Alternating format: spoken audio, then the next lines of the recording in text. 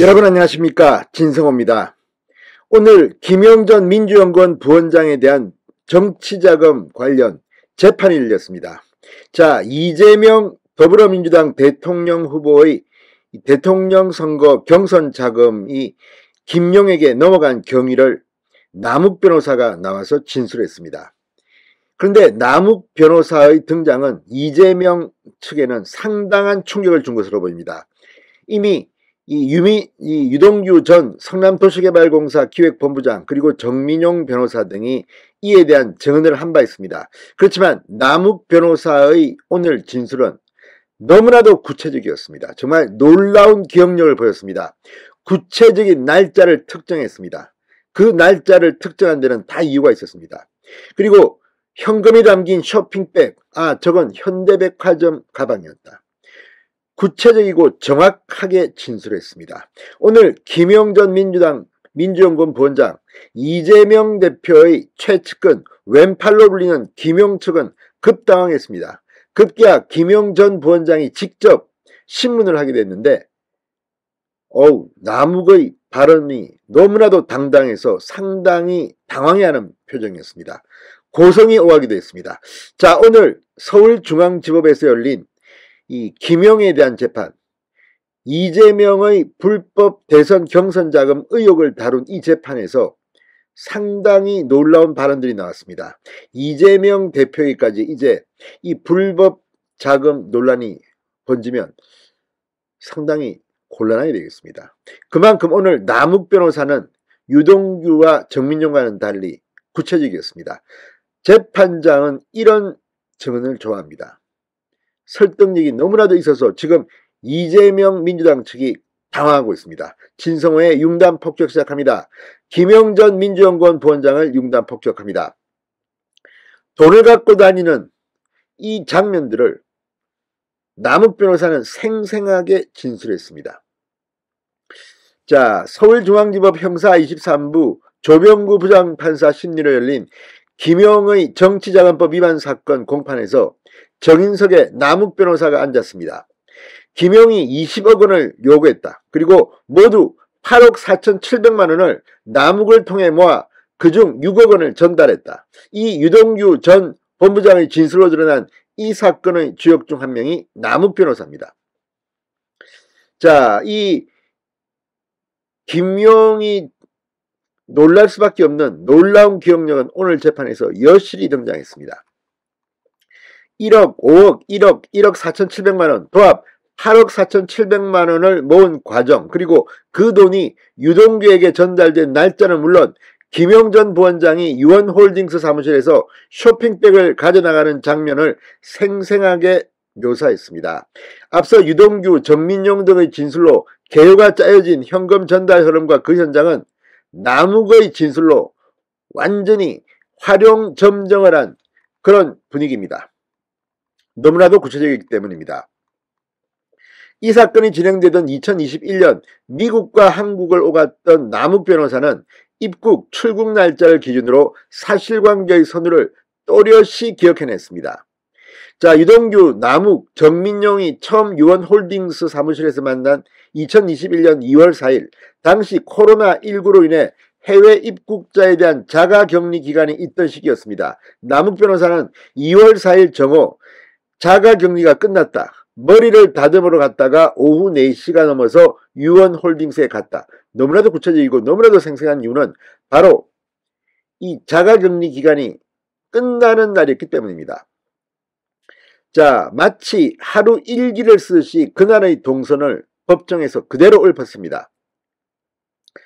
앞선 정인신문에서 2월의 만남을 기억하지 못하고 이 만남을 4월 즈음으로 복귀한 이 정민용 씨의 기억을 바로잡았습니다. 남 씨는 이 부분을 짚는 재판부의 확인 질문에도 3명이 유원홀딩스에 모인 건 2월 4일 한 차례 방문한 게 맞고 이후로 서너 차례 더 있는 게 맞다고 재차답했습니다. 정민용 씨가 2021년 6월 초라고 진술했던 5억 원 전달 시기도 6월 6일로 특정해서 자신있게 발언했습니다. 유동규 전 본부장이 5월 초 최소 5억 원을 요청했고 5월 30일 일요일 유 전 본부장이 불러서 유원홀딩스 사무실에 갔다고 했다. 고문실에서 김영전 부원장과 스피커폰으로 통화하며 광주에 돈이 필요하다는 이야기를 하는 걸 들었고 급하단다 빨리 해달라는 유동규의 재촉에 결국 억지로 6월 6일 돈을 빌려서 유동규에게 전달하고 7일 출국했다는 겁니다. 그리고 그러니까 이 전달 날짜를 아는 이유가 6일날 돈을 전달하고 7일날 떠난 겁니다. 이때 이모 이름으로 5억 원을 빌린 6월 6일자 차용증도 증거로 제시됐습니다. 남욱 변호사는 그날 칼국수를 먹었고 유동규가 사줬다. 일반 통화는 아니고 카카오톡도 아니었다. 세부 사항들까지 구체적으로 또렷하게 기억해냈습니다. 정말 놀랍습니다. 칼국수 누가 샀고 차용증. 이 남욱 변호사의 진술로 김용은 크게 흔들리는 것 같습니다. 남욱 변호사는 여러 차례 정민용이 적어난 것처럼 등의 표현을 쓰며 앞선 정민용의 정인신문 내용을 보강하기도 했고 같은 장면과 상황에 대한 묘사는 훨씬 더 자세하게 했습니다. 자, 2021년 2월 4일의 첫 3인방 만난 당시에 대해서도 오후 늦게 흡연실로 쓰이는 회의실, 서쪽과 남쪽 모두가 통유리여서 겨울임에도 불구하고 매우 더웠던 기억이 있다. 김용 의원이 들어갈 때 빈손, 나갈 땐 쇼핑백 위를 잡고 나갔던 기억이 난다. 제가 있던 위치에서 보였으니 왼손일 것이다. 현대백화점 쇼핑백이었다. 저희 집 앞에 현대백화점이 있어서 안다. 구체적인 내용을 진술했습니다. 무섭습니다. 놀라운 기억력입니다. 남욱 변호사는 이 정민용 씨가 경선자금 얘기 말고 다른 사업 얘기도 했다고 진술한 부분에 대해서도 김만배랑 화해하고 잘 지내보라는 식으로 유동규가 말했다. 당시 유원홀딩스가 캄보디아에서 개발 사업을 하고 싶다는 얘기를 들었다고 복귀하기도 했습니다. 이모 씨 이름으로 1억 원, 5억 원을 빌린 차용증을 두고는 거래 당사자는 따로 있지만 실질적으로 나에게 빌려준 걸로 알고 있다.